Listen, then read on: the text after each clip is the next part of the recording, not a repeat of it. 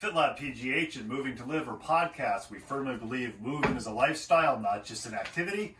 Typically, we do audio podcasts. In Pittsburgh, we go to people who are movers, talk to them. Moving to Live, we find movement professionals, tell their stories, and learn what they do so that we can learn and so we can educate you too, all with the idea of movement as a lifestyle. In this time of COVID-19, so many people have been forced to move home. They've either been put in self-quarantine or maybe their businesses have said move to working at home. And we realize that movement is important. All kinds of fitness facilities are putting movement activities on, but nobody's really spent a lot of time giving you some ideas of maybe novel ways to work at home or to adapt your home lifestyle so that it can involve movement. So I've been fortunate or unfortunate enough since I started working at California University of Pennsylvania to work from home after the second year I was there. So I've been working from home for almost 15 years. There's some positive effects, as everybody's finding out. There's some negative effects. One of the biggest positive effects for me, you can probably see over here, you'll see a couple of dogs, and that'll explain how I've set up my office somehow.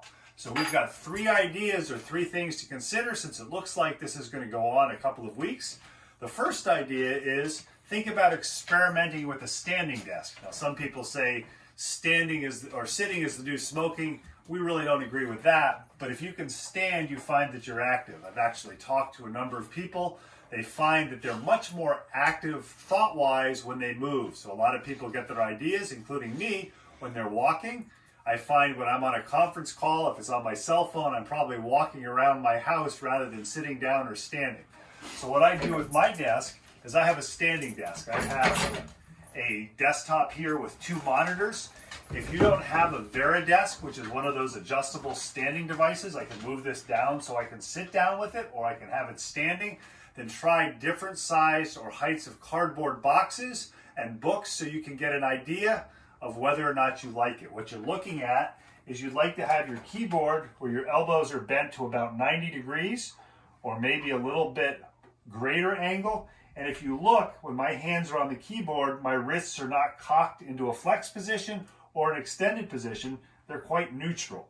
So you can adjust the height with that with different length or different size books, different sized cardboard boxes. And if you like it, then what you can do is you can potentially purchase a VariDesk, which is adjustable and sits on top of another desk.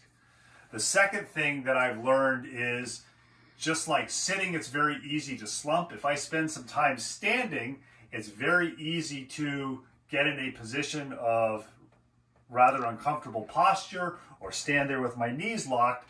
So I started experimenting probably the second or third year with standing desks with different types of wobble boards.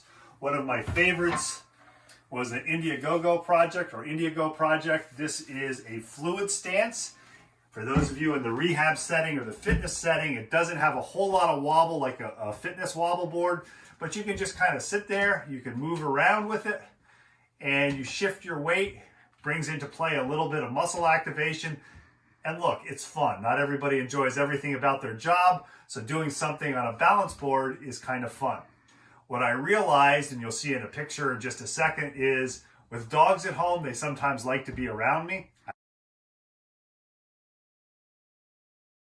And unfortunately, a dog that I've since lost liked to lie with her nose on my toes, and I was afraid I would squish her. So when my dogs are around, I don't use the fluid stance.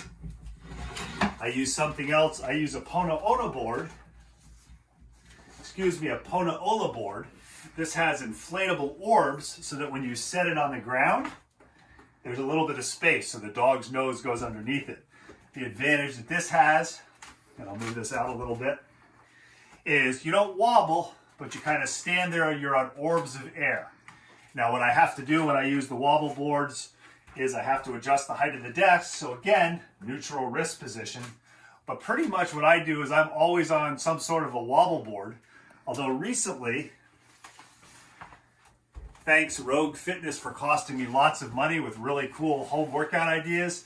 This is their sand dune stepper. This is different levels of foam, and you could actually stand on this and kind of move a little bit in place, kind of rock back and forth. The whole idea is have a variety of surfaces to stand on so that you're not just standing in just one position. The other thing I'd encourage, if you're trying a standing desk, don't do it all day.